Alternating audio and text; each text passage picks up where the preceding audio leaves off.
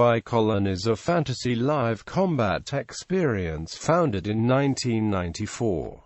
It wasn't until 1996, however, that Le Duché de Bicolline and the first official Grande Bataille took place and was formed. It is often labeled as a live-action role-playing game due to the large percentage of players who participate in role-playing. Events take place at a dedicated venue covering 140 hectares and 2 medieval villages. Le Duché de Bicolline is located in Saint-Mathieu-du Parc near Shawinigan, QC. Venue. The most passionate players involved over the years have built 2 medieval villages with roads, bridges, ditches, houses and inns at the Duché de Bicolline venue.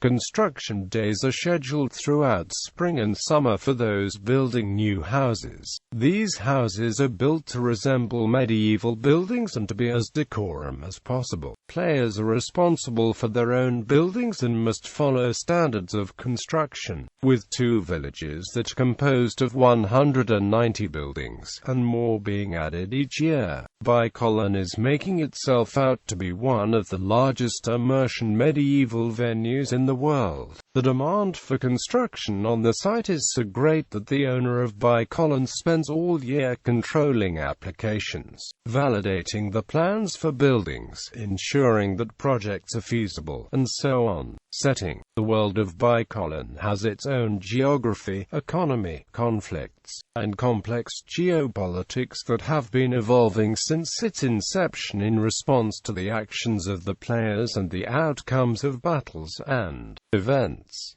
The geopolitical system is based on feudal Europe, and is the basis for most of the actions undertaken on the ground during the events. The complexity of the setting is such that it is almost impossible for an individual to control more than one area of competition, such as commercial, political, military, or religious.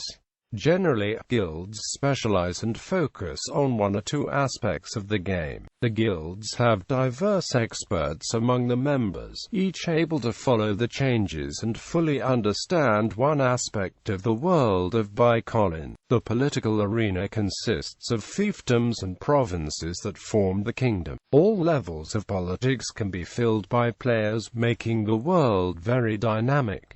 Accession to titles of nobility follows a democratic system. This modern aspect helps to make the experience accessible to all. It is possible to create internal conflicts and external playing with virtual units. These virtual wars can be realized in a fight during real scenarios on the ground. The commercial aspect of the game is constantly changing, following an in-game market. Goods are transacted at extremely variable prices depending on their availability and the stability of the kingdom. All the goods in the Bicolline world are in the form of cards. These cards have a certain worth depending on the day's market and are often traded among players in order to fortify the guild or to complete certain tasks. There is also the population cards that each member of Bicolline receives upon entry. These are seen as one of the most precious cards in the game, as each guild must accumulate a certain amount of cards in order to stay in existence. Many players try to exchange and gather as many population cards as they can in order to help the guild, and are also some of the most expensive cards on the market. Bicolline also mints its own coins, called the solar, that are another currency of transaction. Guilds, the basic unit of organization both in-game and out-of-game as the guild. Guilds are voluntary groupings of players promoting an event, a race or a common goal.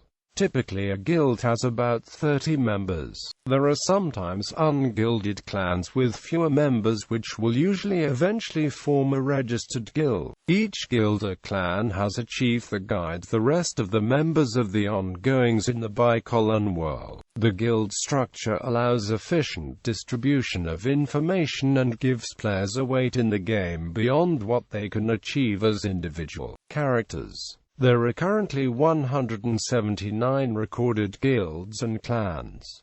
The majority of the guild can be divided into broad categories: military, commercial, political, religious, criminal, and magical.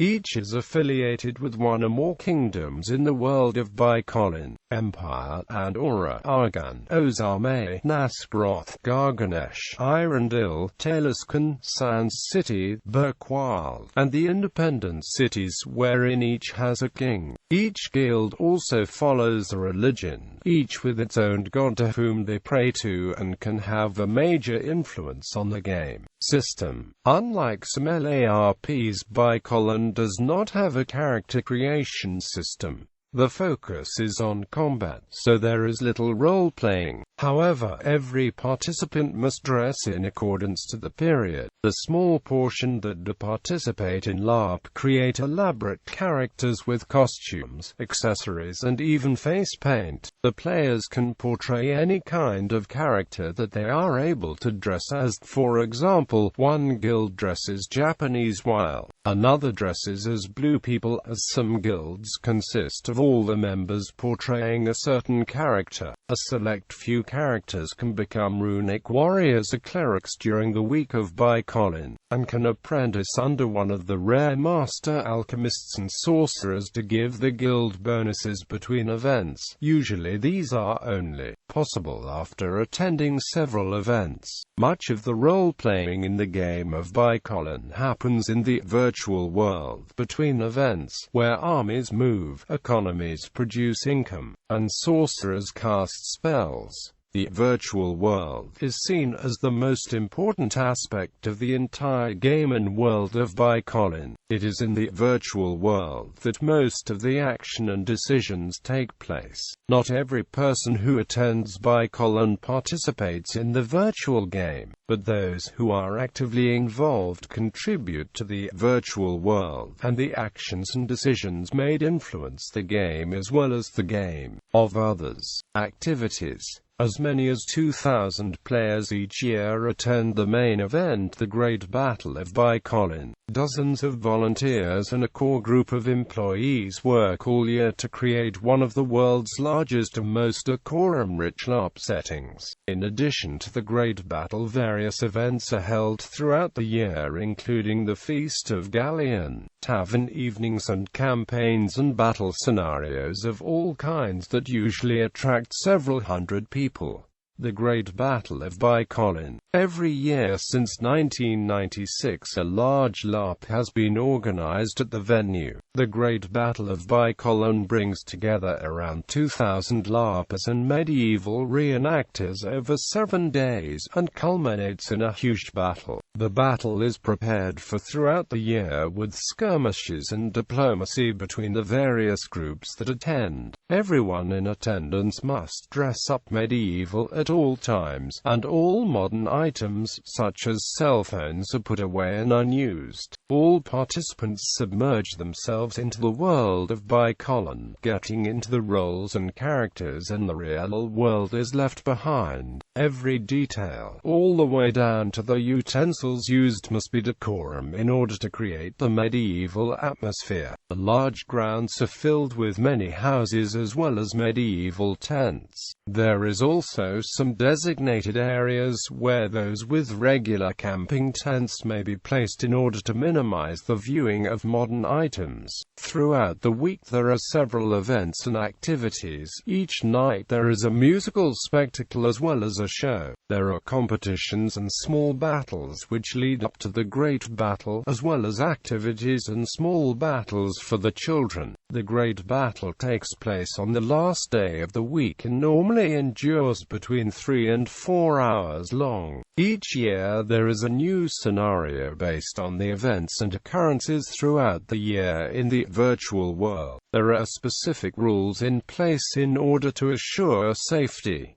The age limit in order to participate in the battle is 16. Upon entry into the ground, each person is given a colored bracelet according to age. Those who are under 16 upon registration must wear a child bracelet. Those who are 16 and older wear a different colored bracelet, ensuring that those who aren't of age are mistaken to be over 16. Weapons are also checked by the workers of Bicolline and are marked in order to ensure ensure the safety of players and ensure that no unsafe weapon is used during the battle. Weapons such as swords and daggers are normally made out of foam and arrows are dipped with large amounts of foam and tape in order to avoid serious injury. There are even vendors that make and sell weapons that have already been checked and approved by Bicolline. Most participants also wear armors in leather or metal which allow for protection throughout the battle. With armor worn, a point system applies and it then takes a certain amount of touches by weapon in order to be considered injured or dead, depending on placement of armor and where the weapon has touched the body.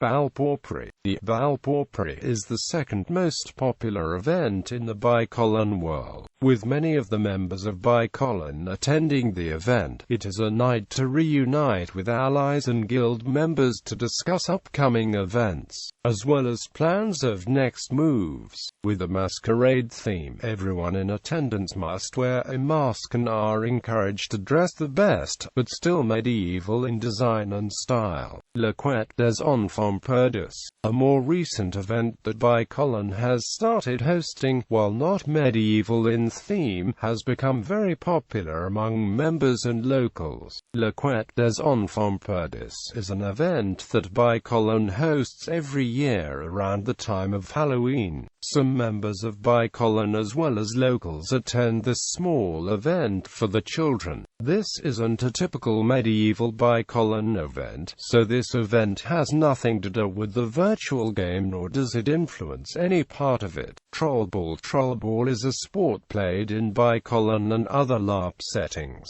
It is played in Europe and Canada, with many teams competing. Trollball was started by José Antonio Willett in 1995. The goal of the game is to put the troll head in a well without being hit by the foam weapons of the opposing team's attackers. Each player has a clearly defined position within the team, such as troller, healer, attacker, or reserve. Strategy, group cohesiveness and solid fighting skills are major assets in this sport. This is the official sport of Bicolline and there is a large tournament each year at the Grande Bataille. Almost every guild has a team or even teams that compete in the tournament throughout the week until there is a winner. Tournaments. A variety of tournaments are held during the week of Bicolline. These range from chess to gladiators, strongman, and archery. Each participant and winner of these tournaments receive a prize, whether these be cards or solas. Many guild leaders encourage the members to participate in the tournaments as a way to contribute to the guild and help build the kingdom. Quests. Many guilds organize week-long quests for other players. There is usually some reward for being the first to complete the quest. These quests require extensive travel and searching, but do allow for interactions between other players and can even help in making new alliances. The information and rewards gathered throughout the quests are just another way to help the players' guilds and to fortify the stocks and supplies, which in return affects some outcomes in the virtual world, as well as the Grande Bataille.